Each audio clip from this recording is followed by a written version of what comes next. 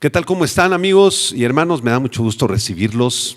Gracias por conectarse a este estudio profético del libro de Daniel. Estamos transmitiendo en vivo aquí en el auditorio Vida Nueva para el Mundo en Tlalnepantla. Y vamos a dar un aplauso de bienvenida a todos los amigos, hermanos y hermanas que se conectan en este momento. Me da mucho gusto poderlos recibir. Vamos a hacer una oración para iniciar. Padre, te damos muchas gracias, Señor, porque podemos acercarnos al trono de tu gracia para exaltarte, para conocer más de ti, Señor. Estamos maravillados por tu profecía, por tu palabra, porque tus palabras son fieles y son verdaderas, Señor, y tú siempre estás al pendiente de nosotros. Gracias te damos por tu Espíritu Santo, Señor, que es nuestro Parácletos, nuestro Consolador. Te damos gloria y honra a ti, en el nombre de Cristo. Espíritu Santo, háblame con tu dulce voz, guíame a la verdad, ilumina mi caminar por tus sendas de amor, tu dulce amor. Espíritu Santo, me sellaste por la eternidad, ahora soy de tu propiedad. Tú me has dado libertad para siempre y por siempre. Precioso Dios, yo no podría vivir sin tu amor. Yo no podría seguir sin tu calor. Espíritu Santo, ven y abrázame con tu fuego. Necesito más de ti. Necesito más de ti.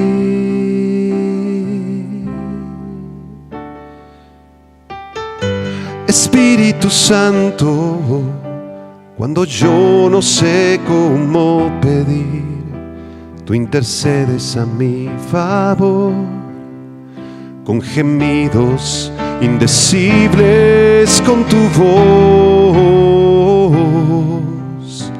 tu dulce voz. Yo no podría vivir sin tu amor. Yo no podría seguir sin tu calor. Espíritu Santo, ven y abrázame con tu fuego. Necesito más de ti. Necesito más de ti. Yo no podría vivir sin tu amor. Yo no podría seguir sin tu calor. Espíritu Santo, ven y abrázame con tu fuego. Necesito más de ti. Necesito más de ti.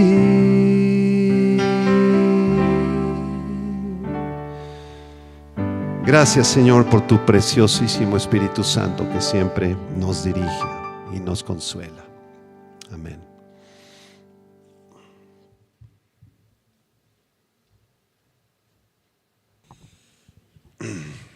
¿Están listos para nuestro estudio de Daniel? Bueno, abran sus Biblias en Daniel capítulo 8, por favor. versículo 20 al 27. Esta es la segunda parte del tema titulado 7 profecías sobre el futuro anticristo. 7 profecías sobre el futuro anticristo. Voy a hacer un resumen muy rápido de las primeras 3 profecías que vimos la clase pasada y vamos a concluir el día de hoy con las últimas 4 profecías para terminar el capítulo 8. La primera profecía que vimos la clase pasada está en el versículo 23 y es una profecía acerca del tiempo del surgimiento del anticristo, que responde a la pregunta: ¿cuándo surgirá el anticristo? Daniel 8:23 dice: y al fin del reinado de estos, de los reinos que ya estudiamos en las clases pasadas, cuando los transgresores lleguen al colmo, se levantará un rey altivo de rostro y entendido en enigmas. Estuvimos explicando claramente hace unas semanas que cuando los transgresores lleguen al colmo, la palabra hebrea tamam describe algo que está completo, que ha llegado al tope de su capacidad. Y ya estamos justamente en esos tiempos. Los transgresores han llegado al colmo. Estamos en un tiempo en donde el pecado reina por todas partes. Nuestros jóvenes están desconectados de la realidad, están sumergidos, muchos de ellos en las drogas, en el alcohol, en la fornicación, en la ideología de género, y la humanidad está llegando verdaderamente al colmo. Entonces el tiempo del surgimiento del anticristo está muy, muy cercano. Estuvimos estudiando 1 Timoteo 4, versículo del 1 al 3, ¿recuerdan? Que dice que el Espíritu dice claramente que en los postreros tiempos algunos apostatarán de la fe, escuchando a espíritus engañadores y a doctrinas de demonios, por la hipocresía de mentirosos, que teniendo cauterizada la conciencia, prohibirán casarse, mandarán abstenerse de alimentos que Dios creó para que con acción de gracias participasen de ellos los creyentes y los que han conocido la verdad. Ya estamos en esos tiempos en donde sectas y religiones abundan y están predicando falsas doctrinas. Esa fue la primera profecía. Vamos a la segunda profecía. Esta segunda profecía es acerca del carácter del anticristo y responde a la pregunta: ¿cómo será el anticristo? ¿Cómo será el anticristo? Esto lo encontramos en el versículo 23 también, donde dice que se levantará un rey altivo de rostro y entendido en enigmas. El anticristo será una persona fuerte mentalmente, poderosa, será una persona mentirosa y será entendido en enigmas. La palabra entendimiento, bin en hebreo, y enigmas, jidá en hebreo, describe que el anticristo podrá comprender los asuntos más oscuros y más enigmáticos de la historia de la humanidad. Cuando le pregunten al anticristo preguntas difíciles como por ejemplo: ¿existen extraterrestres? ¿Cómo se construyó la pirámide de Giza? ¿Cuáles son los misterios del universo? ¿Quién construyó las pirámides de Egipto? ¿Cómo desaparecieron los mayas? ¿Cuál es la verdadera palabra de Dios? Él, con sus mentiras y sus engaños, va a dar respuesta aparentemente a estas preguntas, a estos cuestionamientos. Será entendido en enigmas. La tercera profecía que analizamos la clase pasada fue la profecía acerca del gobierno del anticristo. El gobierno del anticristo. Y esto responde a la pregunta: ¿cómo será su mandato? ¿Cómo será su gobierno? Versículo 24, Daniel 8:24 dice: su poder se fortalecerá, mas no con fuerza propia, y causará grandes ruinas, y prosperará, y hará arbitrariamente, y destruirá a los fuertes. Esta palabra poder, koaj, en hebreo, significa fuerza, poder, habilidad. Entonces, el anticristo será un hombre fortalecido en la política, en la economía, gobernará sobre las artes, gobernará sobre las ciencias, causará grandes ruinas a aquellos que se opongan a su mandato. Y dice el versículo 24 que prosperará y hará arbitrariamente y destruirá a los fuertes. Esta expresión, hará arbitrariamente, significa que no dará cuenta de sus acciones a nadie. más que a su padre, Satanás. Él hará lo que le venga en gana, estará poseído completamente por Satanás. El anticristo será un dictador soberbio, enaltecido, que tomará las decisiones que más le convengan a él. Su gobierno estará marcado por la violencia, la muerte, las amenazas y el control total del mundo. Será el dictador más malvado y perverso que la historia de la humanidad haya conocido. Todos los medios de comunicación, el internet, la radio, el WhatsApp, el Facebook, las revistas y todos los canales de televisión estarán controlados por él, y todos los medios masivos de comunicación le harán publicidad a él, le harán propaganda a él para exaltarlo aún más. Él dominará sobre el sistema educativo también con sus perversos planes de estudio, introducirá la ideología de género, el aborto desde la semana 1 hasta el 9º mes, que ya se está discutiendo en algunos países, en algunas cortes. Autorizará la pedofilia, la pederastia, todo esto estará autorizado y será legal. El matrimonio gay, todo esto será normal en la sociedad del anticristo. Ya vamos para allá, ¿verdad, hermanos? Estamos ya muy cerca. Él dominará sobre la cultura, las artes, la música, los deportes, todos los eventos deportivos del mundo, el mundial de fútbol, las olimpiadas, de alguna manera le darán gloria a él, o aparecerá su imagen ahí, o él estará presente ahí para recibir gloria. Por si fuera poco, en su gobierno el anticristo destruirá a los fuertes, es decir, a todos los gobernantes, primeros ministros, reyes, jefes de Estado, secretarios de defensa y marina de los 206 países del planeta. Todos los que no estén de acuerdo con él serán destruidos. Y él pondrá a personas que le den la gloria en todos los países de la tierra. Esas fueron las 3 primeras profecías que ya analizamos. Ahora vamos a la número 4, por favor. Cuarta profecía acerca del anticristo, Daniel 8:24, la segunda parte. Sí, esta profecía es acerca de la persecución del anticristo contra la nación de Israel y responde a la pregunta: ¿cómo será la persecución del anticristo hacia Israel? El anticristo, desde luego, será un personaje que odie con todas sus fuerzas a la nación de Israel, al Mesías de Israel, que es Jesús, al pueblo de Israel y también a la iglesia. La palabra anti, ¿se acuerdan? La explicamos. ¿Qué significa la palabra anti? Significa en contra de o en lugar de.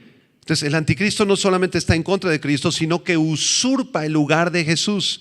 Él se va a hacer pasar a sí mismo como si fuera el Mesías de Israel y el Mesías de las otras religiones para poder unirlas. Entonces en Daniel 8:24, la última parte del versículo dice que perseguirá y destruirá a los fuertes y al pueblo de los santos, al pueblo de los santos. ¿Cuál es el pueblo de los santos en Daniel 8:24? No puede ser la iglesia, porque la iglesia ya fue arrebatada para este entonces. La iglesia ya habrá sido llevada al cielo, ya estaremos en las bodas del Cordero en el cielo. Entonces el anticristo no va a poder perseguirnos a nosotros durante el tiempo de la tribulación. Entonces, ¿quién es el pueblo de los santos aquí? Desde luego es la nación de Israel.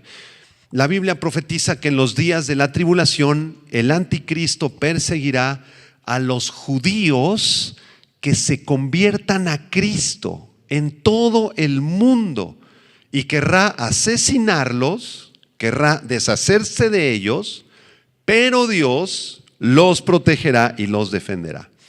Fíjense qué preciosa es la palabra de Dios. En Apocalipsis capítulo 7 y capítulo 14 se nos habla de 144,000 muchachitos judíos que Dios va a levantar en los días de la tribulación. Estos jóvenes van a estar distribuidos en todo el mundo. Son 12,000 de cada una de las 12 tribus de Israel. 12,000 por 12, 144,000. Y estos jovencitos van a predicar en el territorio de Canadá, en Estados Unidos, en Rusia, en África, en todos los países, y van a anunciar las buenas nuevas del evangelio. Muchos gentiles, es decir, no judíos, se van a convertir a Cristo por la predicación de los 144,000.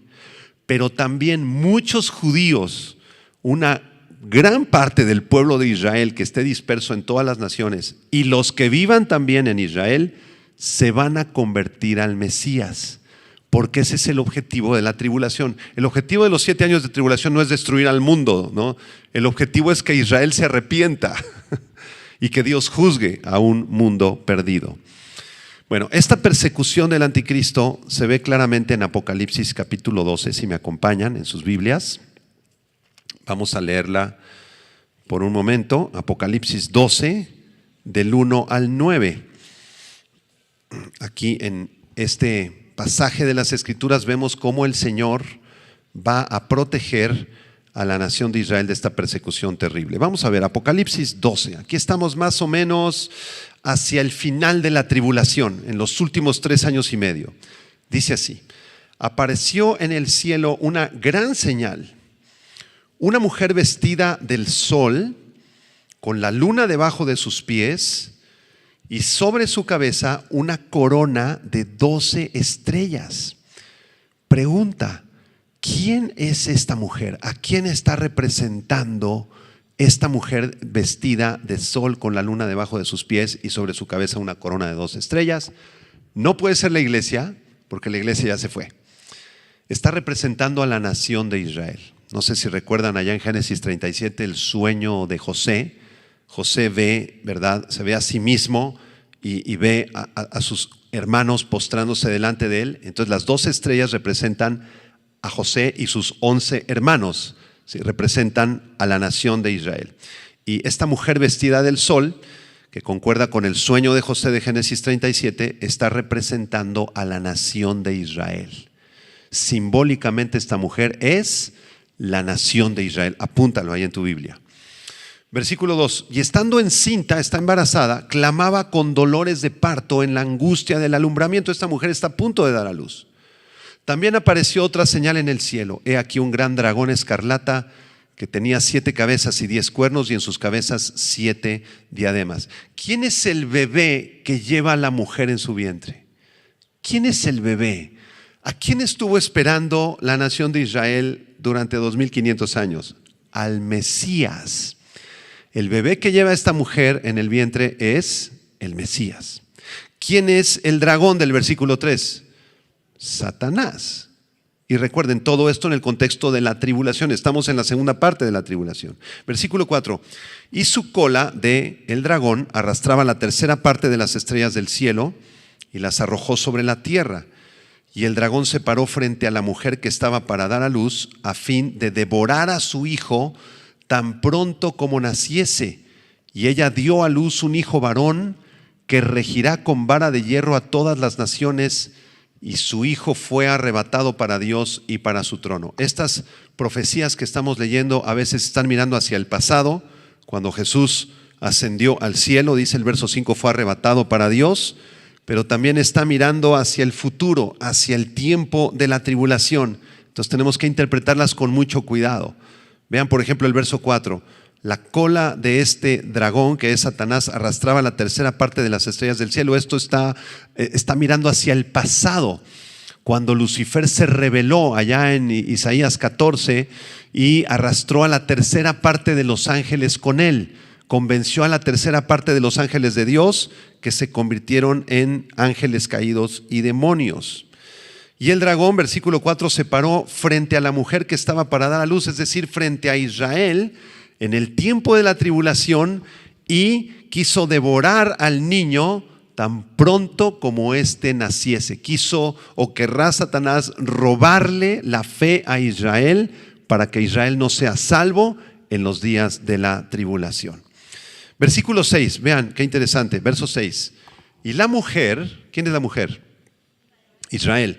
La mujer huyó ¿a dónde? Al desierto, donde tienen lugar preparado por Dios para que allí la sustenten por 1260 días, que corresponde a la segunda parte de la tribulación. Si ustedes hacen la cuenta, 1260 días son 3 años y medio.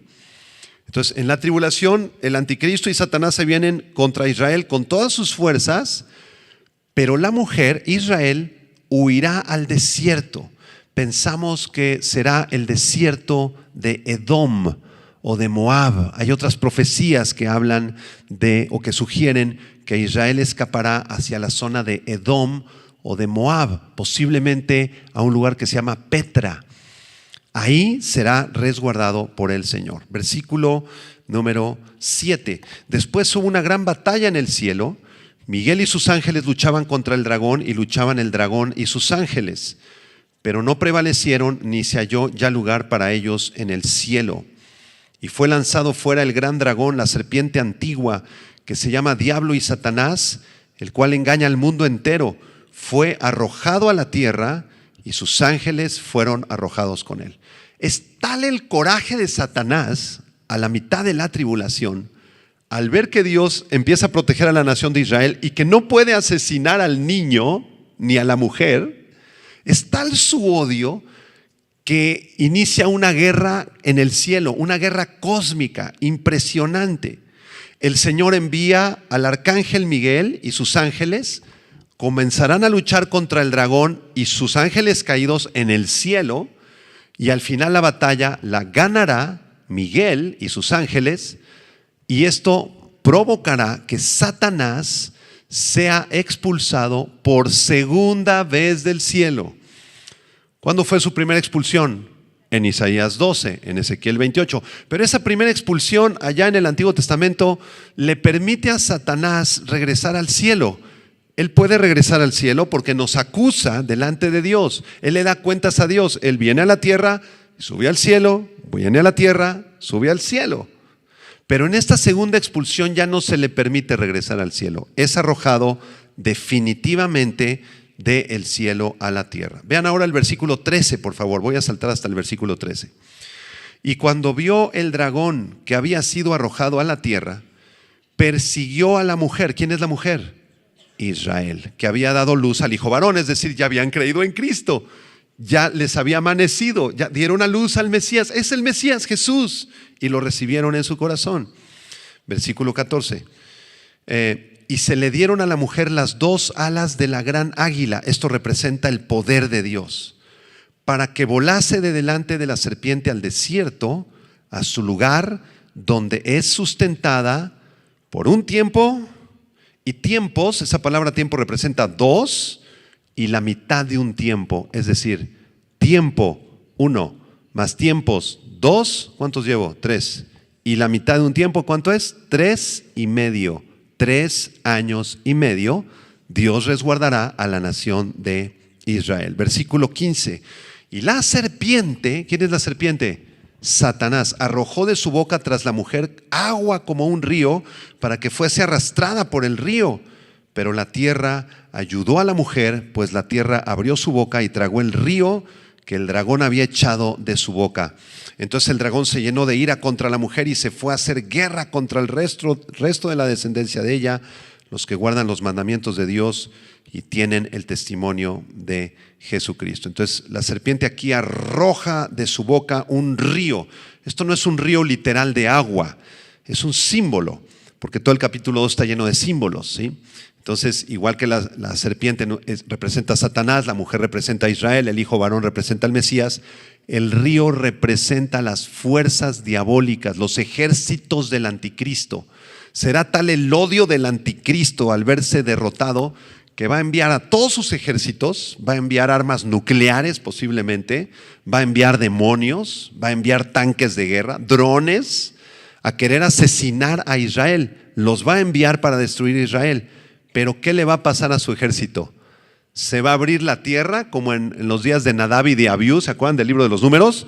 ¿Y qué va a pasar? Se va a tragar al ejército que el dragón había echado de su boca. Así que nuestro Dios ama profundamente a la nación de Israel, hermanos. Quiero que noten el gran amor de Dios para Israel.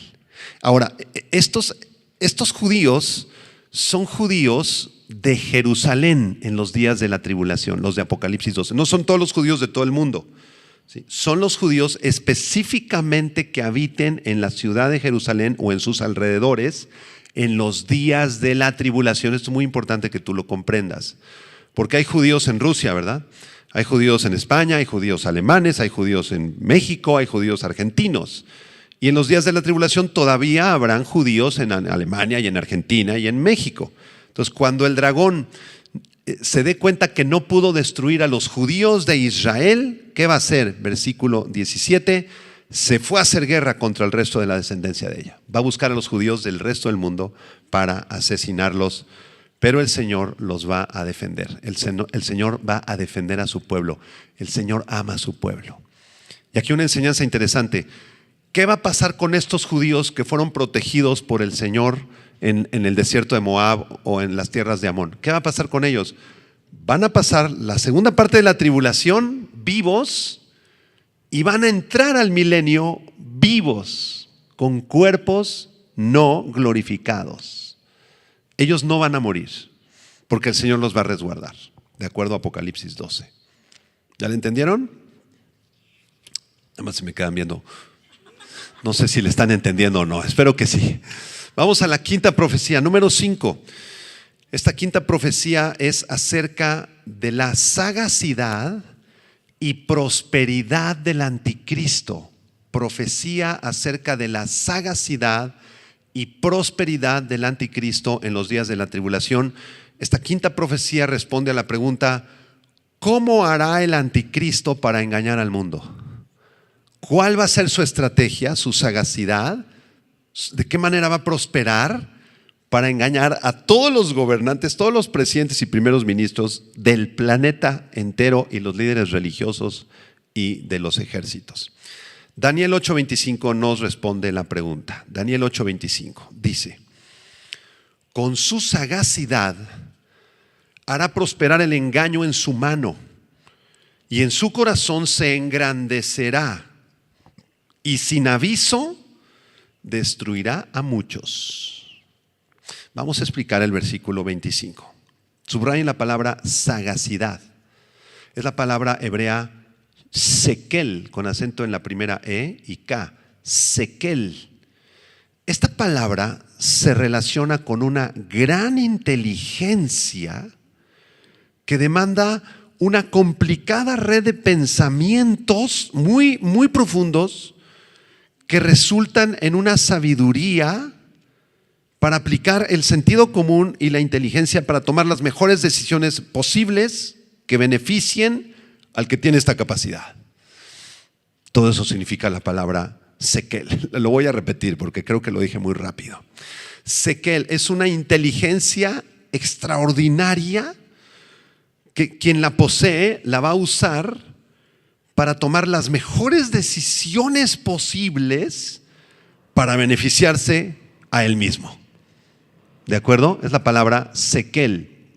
Entonces, en el caso del anticristo, esta sagacidad o sekel en hebreo se traducirá en una impresionante inteligencia diabólica.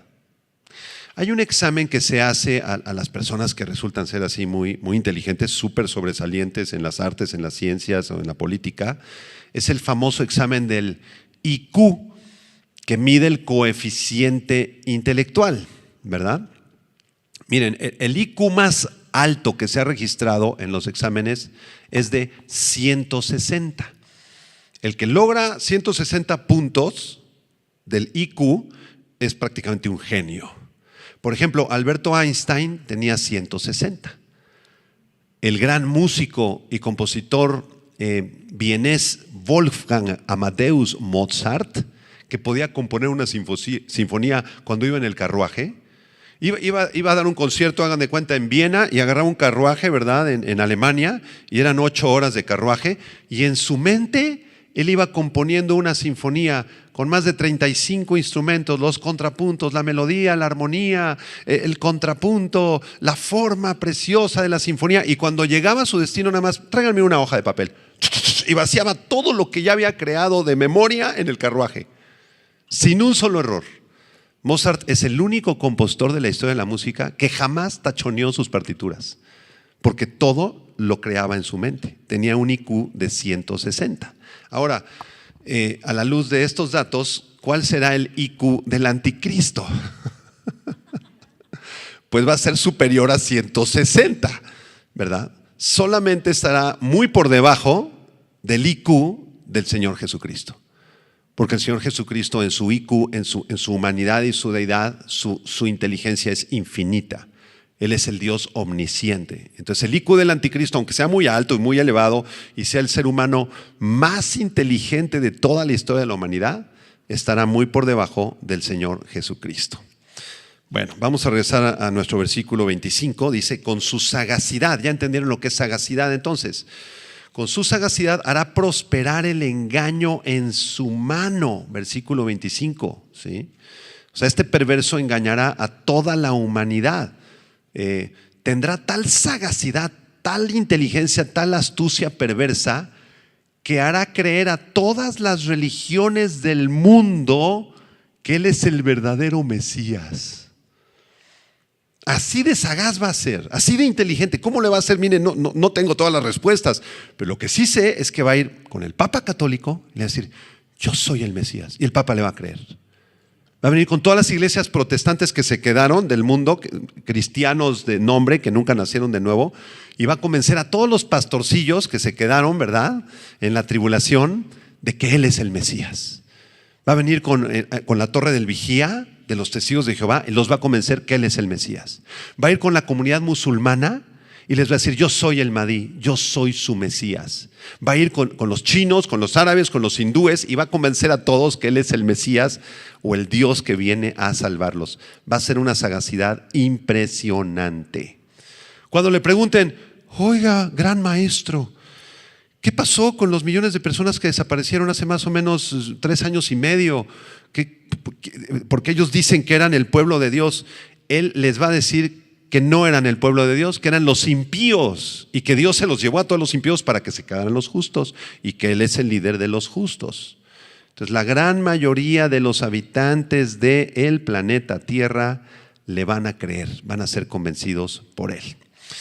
Por lo tanto, dice el versículo 25, continúa en el 25, dice, en su corazón se engrandecerá, así como Antíoco Epífanes se engrandeció y pensaba que era Dios. El anticristo va a llegar a pensar que Él mismo es Dios en la carne. Y lo va a decir, yo soy Dios en la carne, me he encarnado para venir a salvarlos, yo soy Dios. ¿A quién está imitando? Al Señor Jesucristo. Entonces, imitando a Satanás en su caída del cielo, el anticristo se querrá poner en lugar del verdadero Hijo de Dios. Va a usurpar el lugar del Señor Jesucristo. Eso siempre lo ha querido hacer. Satanás odia al Señor Jesucristo. Siempre ha querido ponerse en su lugar. Entonces, cuando Él inicie su obra maestra, que será el anticristo, va a querer que el anticristo usurpe el lugar del Señor Jesús. ¿Recuerdan el pasaje de Isaías 14? Lo voy a leer aquí brevemente. Isaías 14 del 12 al 15. Véanlo en su Biblia si gustan. Es la caída de Lucifer. Dice, ¿cómo caíste del cielo, oh lucero, hijo de la mañana? Cortado fuiste por tierra, tú que debilitabas a las naciones. Y miren lo que decía este perverso Lucifer. Tú que decías en tu corazón, ¿qué decía?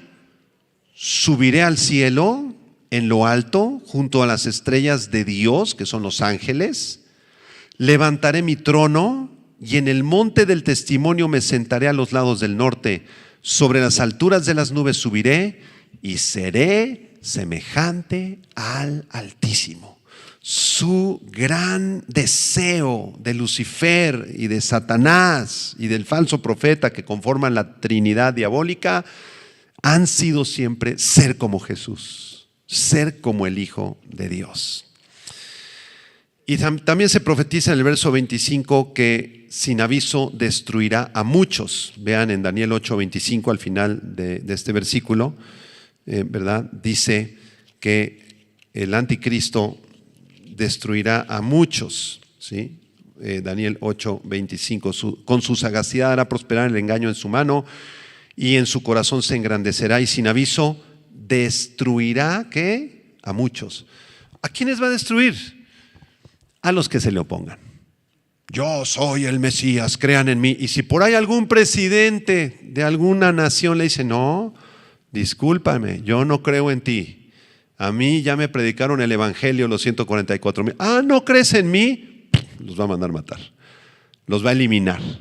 Fíjense, él va a convencer a los presidentes y primeros ministros de los 206 países del mundo, a los secretarios de la defensa, secretarios de economía, secretarios de educación, secretarios de arte y cultura, secretario de Hacienda y Crédito Público.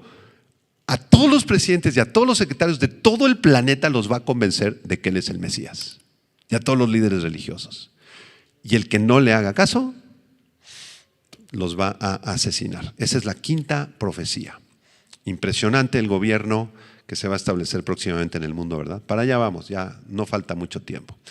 Sexta profecía, nos faltan dos, vamos a terminar. Sexta profecía, esta sexta profecía es acerca de su batalla contra el Señor Jesucristo y responde a la pregunta, ¿cómo será esta batalla? El anticristo va a tener una batalla final contra el verdadero Mesías, contra el Señor Jesucristo. Vean Daniel 8:25, casi hacia el final del versículo dice, y se levantará contra el príncipe de los príncipes, dice Daniel en su profecía. El anticristo se levantará contra el príncipe de los príncipes. En el versículo 11 ya habíamos identificado hace algunas clases al príncipe de los ejércitos. ¿Se acuerdan ahí en Daniel 8:11? Aún se engrandeció contra el príncipe de los ejércitos. Y dijimos que ese príncipe de los ejércitos es el Mesías de la nación de Israel. Se refiere a Jesucristo.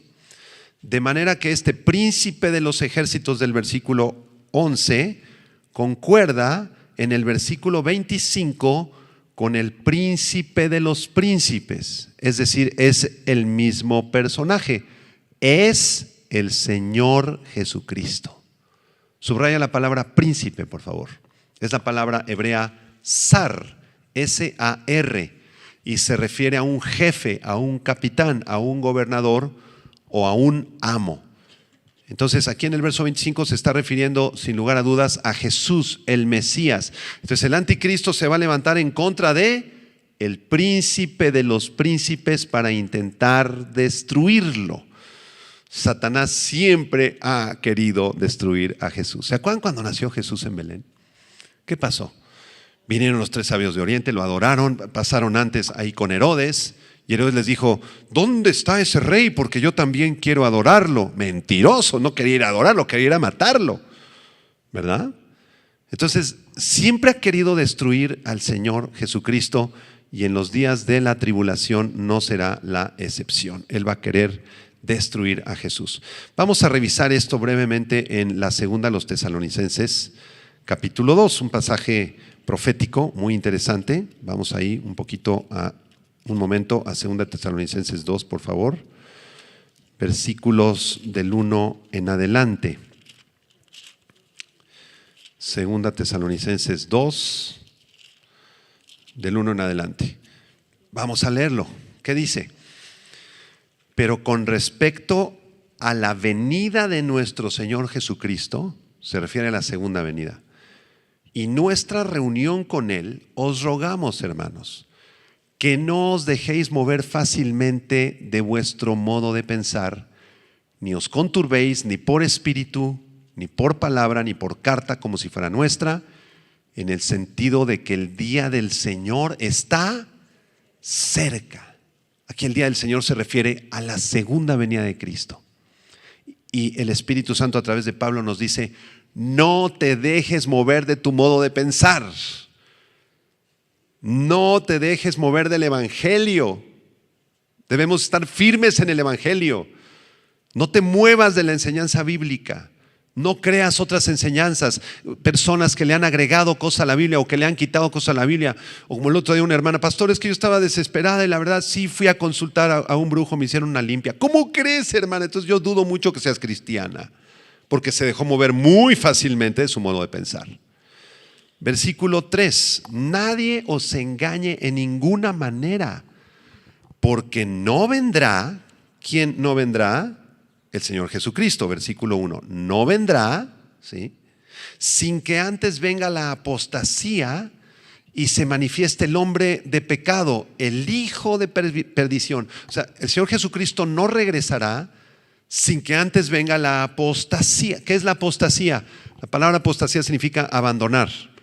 Aquellos que abandonaron la fe, aquellos que se alejaron del Señor, que nunca nacieron de nuevo, que nunca fueron salvos, que el cristianismo fue solamente una diversión para ellos. Entonces ya estamos en los días de la apostasía. Cuando se manifieste los días de la apostasía, vendrá el hombre de pecado. Subraya en el versículo 3, el hombre de pecado es el anticristo o la bestia del que estamos hablando en este estudio. Versículo 4, el cual se opone y se levanta contra todo lo que se llama Dios o es objeto de culto, tanto que se sienta en el templo de Dios como Dios, haciéndose pasar por Dios. ¿El anticristo visitará el templo de Dios, hermanos? Sí, se va a reconstruir el templo de Jerusalén. Ya hay planes de reconstruirlo. ¿Qué va a pasar a la mitad de la tribulación? Justo lo que leímos en Apocalipsis 12. El anticristo va a quebrantar el pacto contra Israel, se va a descarar, va a traicionar a todo el mundo, va a traicionar a los chinos, a los africanos, va a traicionar a la Confederación del Norte de Gog y Magog. Él va a querer tomar control total del mundo y entonces va a entrar al templo de Dios, va a hacer un sacrificio blasfemo igual que Antíoco Epífanes, ¿recuerdan esa clase? Y se va a hacer pasar por Dios. Versículo 5, sigo leyendo. ¿No os acordáis que cuando yo estaba todavía con vosotros os decía esto? Y ahora vosotros sabéis lo que lo detiene, a fin de que a su debido tiempo se manifieste. Porque ya está en acción el misterio de la iniquidad, es decir, la obra de Satanás ya se está preparando, ya está en acción, ya el anticristo se está preparando para surgir. Verso 7, solo que hay quien al presente lo detiene hasta que él a su vez se ha quitado en medio. Aunque Satanás ya está ansioso de manifestar al anticristo y de empezar la tribulación y empezar a guerrear contra el Señor, hay algo que lo está deteniendo. ¿Qué es o quién es eso que está deteniendo el misterio del anticristo y de Satanás? Es el Espíritu Santo operando en la iglesia. ¿Sí? El Espíritu Santo a través de nosotros está deteniendo el misterio de la iniquidad. ¿Ok? Entonces, ¿por qué no ha avanzado más el aborto? ¿Por qué no ha avanzado más la ideología de género? ¿Por qué no ya de una vez el anticristo se ha manifestado? ¿Sabes por qué? Porque tú sigues orando. Porque aquí se sigue predicando el evangelio en esta iglesia. Porque se siguen ganando las almas para Cristo. Porque hay pastores y ministros y siervos y siervas que estamos intercediendo por las almas perdidas. Entonces nosotros, el Espíritu Santo operando en nosotros, estamos deteniendo esa manifestación del anticristo. Pero noten al final del versículo 7, dice, hasta que esto a su vez se ha quitado en medio. ¿Cuándo será quitada en medio la iglesia? En el arrebatamiento. ¿Ya le entendiste? Cuando la iglesia se vaya, ahí sí ya no habrá nada que lo detenga. Y se va a manifestar 100% en el mundo. Versículo 8. Y entonces se manifestará aquel inicuo, el anticristo, a quien el Señor matará con el espíritu de su boca y destruirá con el resplandor de su venida. Digan amén. Inicuo cuyo advenimiento es por obra de Satanás. Noten que este inicuo, el anticristo, es la obra maestra de Satanás, con gran poder y señales y prodigios mentirosos y con todo engaño de iniquidad para los que se pierden, por cuanto no recibieron el amor de la verdad para ser salvos. Por esto Dios les envía un poder engañoso para que crean la mentira, a fin de que sean condenados todos los que no creyeron a la verdad, sino que se complacieron en la injusticia. Cuando vengan los días de la tribulación ya no hay más iglesia. Ya no hay más iglesia. Se levantará el anticristo con señales y prodigios mentirosos. Yo estaba pensando el otro día en mi mente, digo, bueno, ¿cómo le va a hacer el anticristo para convencer a el presidente de Rusia, Putin, si fuera ya en estos tiempos? ¿Cómo le va a hacer para convencer a Putin de que Putin se postre delante de él?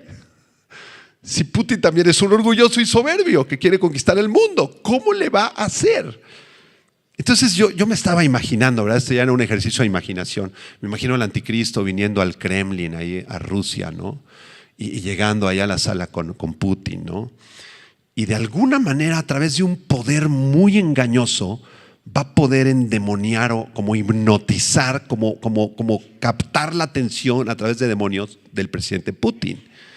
Y casi les puedo asegurar que va a discernir ciertas cosas de la vida personal, particular, íntima de todos los presidentes. Y por su lado más débil los va a agarrar. Oh, señor presidente, sé que usted tiene una hija enferma, ¿verdad?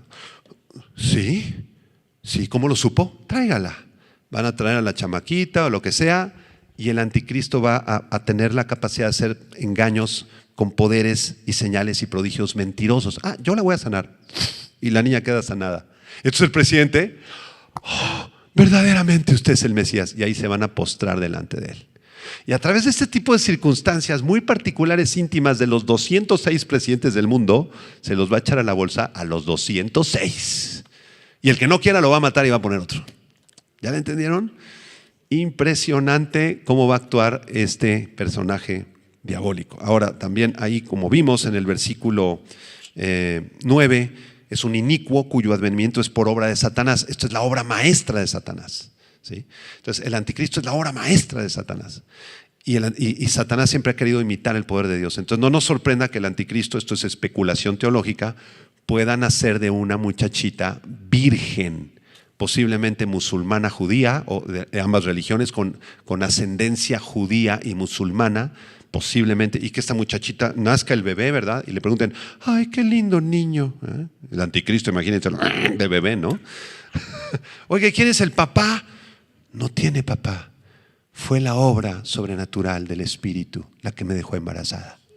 ¿Les suena conocida esta historia? Bueno, es posible que así sea.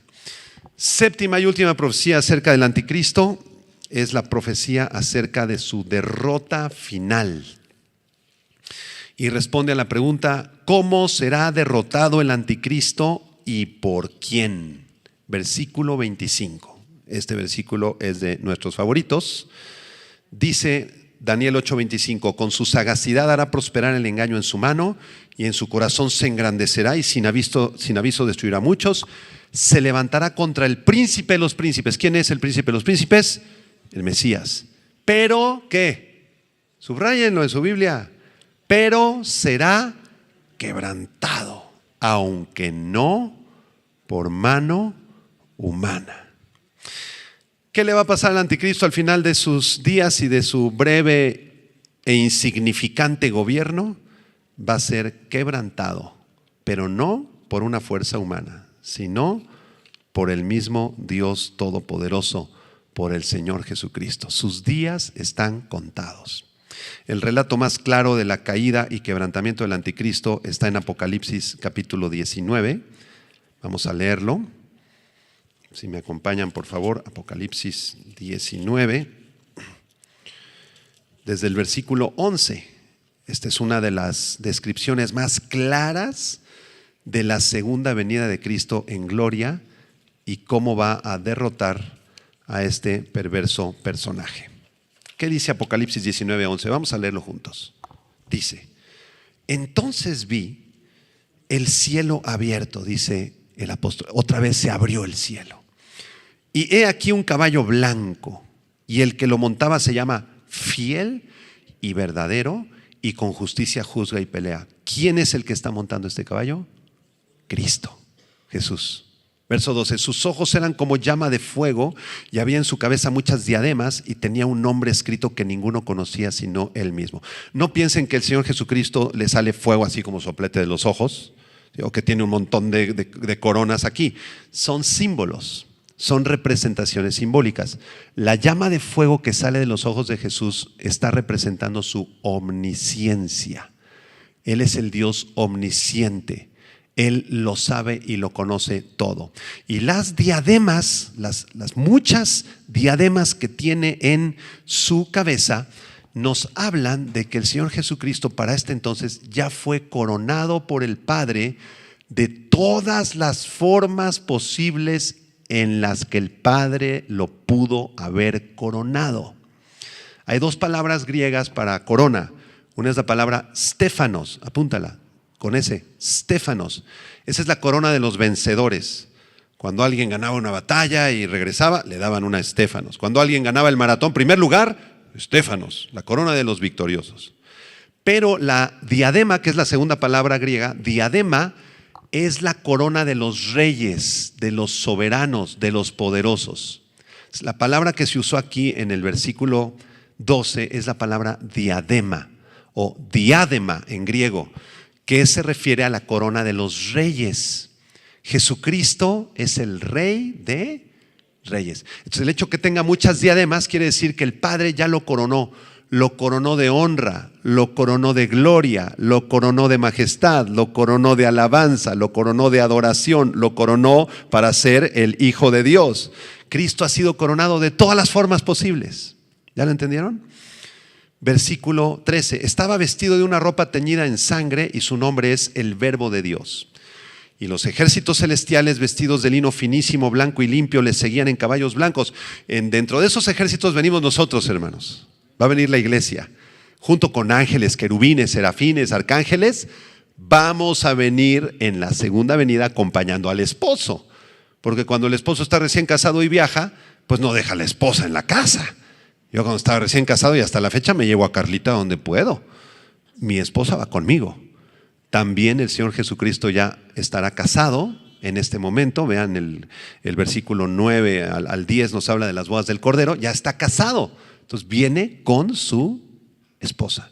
Versículo 15, de su boca sale una espada aguda para herir con ella a las naciones y él las regirá con vara de hierro y él pisa el lagar del vino del furor y de la ira del Dios Todopoderoso. No quiere decir que Cristo le sale una espada literal, sino que todo lo que él dice es como una espada. Y con esa espada él va a juzgar a las naciones y las va a regir con vara de hierro. Verso 16, y en su vestidura y en su muslo tiene escrito este nombre. ¿Qué nombre? Fuerte. Rey de reyes y Señor de señores. Basilea Basileus y Curios Curión en griego.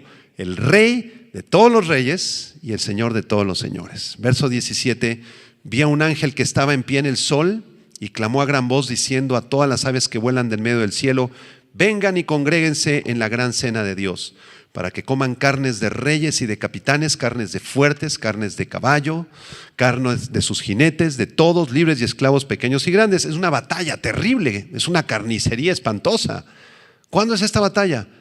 Armagedón. Al final de la tribulación hay una batalla que se llama Armagedón, donde Cristo derrota a todos sus enemigos. Y el versículo 19, 20 y 21 son mis favoritos. Estos me los saboreo. Espero que tú también te los saborees y los subrayes en tu Biblia. Léelos conmigo. Y vi a la bestia. ¿Quién es la bestia? El anticristo, el inicuo. A los reyes de la tierra, a los 206 presidentes y gobernantes de la tierra y a sus ejércitos reunidos para guerrear contra el que montaba el caballo. ¿Quién es el que montaba el caballo? Cristo, y contra su ejército. Verso 20. Y la bestia fue apresada, y con ella el falso profeta que había hecho delante de ella las señales con las cuales había engañado a los que recibieron la marca de la bestia y habían adorado su imagen. Estos dos, la bestia y el falso profeta, ¿qué? Fueron lanzados vivos dentro de un lago de fuego que arde con azufre. Noten por favor que entre el versículo 19 y 20 no se nos describe ninguna batalla sangrienta de 35 días. La batalla de Armagedón va a ser ganada inmediatamente por el Señor Jesucristo. Nosotros ni siquiera vamos a pelear, porque el que va a pelear es Él. Con justicia juzga y pelea, dicen los versículos anteriores. Entonces no se imaginen que vamos a venir con espadazos. Vamos a pelear. No, nosotros vamos a estar. ¿Usted pondría a su esposa a pelear? Si usted tiene un pleito con alguien, pues no, ¿verdad? El que pelea es uno, ¿no? Igual Jesús, el que pelea es Él. Él es el guerrero, ¿sí? Que viene a pelear y a dar justicia a las naciones, ¿sí? Entonces, la bestia fue apresada inmediatamente y fue echada junto con el falso profeta al lago de fuego. Versículo 20, subraya el lago de fuego. Ahí en Apocalipsis 19:20 se inaugura el lago de fuego. Nadie ha sido arrojado al lago de fuego. Nadie. Los que estrenan el lago de fuego son el anticristo y el falso profeta. ¿Sí? Yo me hago muchas preguntas de estos textos porque el anticristo es un ser humano, empoderado por Satanás, desde luego, con poderes sobrenaturales de Satanás. El falso profeta es el agente de publicidad del anticristo, por decirlo así. Es el que le abre los caminos, el que convence a todo el mundo de que lo adoren, el que hace las imágenes en todo el planeta para que lo adoren. Pero también es un ser humano. ¿Cómo es posible que sean lanzados vivos, verso 20, dentro de un lago de fuego que arde con azufre? Si son seres humanos, y aquí no se dice que mueren, dice de la bestia que fue apresada con el falso profeta. No los mata el Señor, los captura, los apresa y de alguna forma misteriosa que la Biblia no nos lo explica a ciencia cierta, sus cuerpos físicos corruptibles son transformados en cuerpos glorificados de maldición para ser arrojados al lago de fuego y resistir el castigo por los siglos de los siglos. Porque si fueran arrojados así, se quemarían y ya, se acabó, serían aniquilados. Pero la Biblia no dice que murieron. O sea, que hay un misterio interesante que hay que pensar en él. Versículo 21. ¿Y los demás? ¿Quiénes son los demás? Pues los 206 gobernantes del planeta, con sus ejércitos, con todos los impíos del planeta, fueron muertos con la espada que salía de la boca del que montaba el caballo, y todas las aves se saciaron de las carnes de ellos. En esta batalla todos morirán, todos, con excepción del Señor Jesucristo y su santa iglesia y sus santos ángeles. Digan amén. Regreso a Daniel 8, ya acabé. Le entendieron a las 7 profecías acerca del anticristo. Lo hice muy rápido, pueden ver el video y les van a caer más información si lo escuchan 2 o 3 veces. Bueno, terminamos en el verso 26 y 27 para no dejar el capítulo abierto. Daniel 8, 26. Le dice Gabriel, recuerden que el arcángel Gabriel es el que le está diciendo todo esto a Daniel. Y le dice Gabriel a Daniel, la visión de las tardes y mañanas que se ha referido es verdadera. Y tú guarda la visión porque es para muchos días. Y me encanta el verso 27. Dice, y yo, Daniel, quedé quebrantado y estuve enfermo algunos días. Y cuando convalecí atendí los negocios del rey, pero estaba espantado a causa de la visión y no entendía nada. ¿Cómo quedó Daniel después de la visión? Enfermo algunos días, estuvo convaleciendo, regresó ahí al ministerio donde estaba con el rey. Acuérdense que Daniel era el corregente, tenía mucho, como el secretario de gobernación, tenía muchos asuntos pendientes, pero se quedó pensando en la visión y con mucho espanto porque no entendía nada. ¿No les pasa así a veces, hermanos, cuando nos metemos a estudiar la palabra de Dios y ayunamos y oramos y predicamos el domingo y después de predicar y después de orar, uno se siente muy golpeado a veces, ¿verdad? Porque nuestra carne resiente todo lo que está pasando en el espíritu. Entonces, si ese es tu caso, tienes que descansar como Daniel, aunque no entiendas muchas cosas, aunque no comprendas lo que Dios está haciendo, debes de confiar que Él es soberano y que Él te ama y que Él tiene el control de todas las cosas que pasan en el mundo. Amén. Vamos a cerrar nuestros ojos. Padre, gracias te damos por este estudio, te alabamos, te bendecimos, Señor. Gracias, Señor. Gracias por tu palabra que es tan clara, tan preciosa. Esperamos el día que tú regreses y mientras tanto prepáranos, enséñanos a vivir para ti, para tu gloria y estar pegados a ti, Señor. Como los pollitos están pegados con la gallina debajo de sus alas, así queremos vivir en un mundo de confusión y de tinieblas, en el cual tu iglesia y tu espíritu brillan como lumbreras, alumbrando a los perdidos con la luz del evangelio. Te adoramos, Señor, nos postramos ante tus pies, besamos tus pies y tus manos, Señor Jesucristo, y te entregamos nuestra vida completa. En tu nombre precioso. Amén. Muchas gracias por seguir este estudio, a todos los que están conectados, y no te pierdas la próxima clase porque vamos a empezar con el capítulo 9, que es uno de los más extraordinarios de toda la Biblia. Así que nos vemos la próxima semana. Muchas gracias. Vida Nueva para el Mundo se sostiene y propaga el mensaje de salvación de Jesucristo gracias a Dios y a tus donativos. Llevemos juntos el Evangelio de Jesucristo al mundo entero. Realizamos eventos, seminarios, congresos y diferentes programas para dar a conocer el mensaje de salvación y el poder de nuestro Señor, transformando y edificando vidas de mujeres, hombres, niños alrededor del mundo. ¿Qué pasa cuando decides hacer tu donativo? Aunque no puedas llevar la palabra personalmente a todo el mundo, de esta forma lo estás haciendo. Con tus donativos o aportaciones, estás sembrando y formando parte de lo que Dios está haciendo en su obra. Estás ayudando a traer luz a la oscuridad, paz al conflicto y esperanza a los que no tienen ninguna. Dona desde México.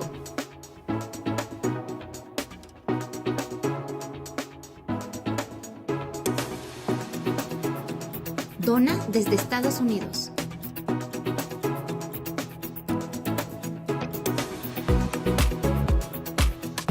Para el resto de donaciones de otras partes del mundo, www.vidanuevaparelmundo.org.mx/dona. Estamos cumpliendo la gran comisión. Por tanto, vayan y hagan discípulos a todas las naciones, bautizándolos en el nombre del Padre, del Hijo y del Espíritu Santo, enseñándoles que guarden todas las cosas que les he mandado. Y he aquí que yo estoy con ustedes todos los días hasta el fin del mundo.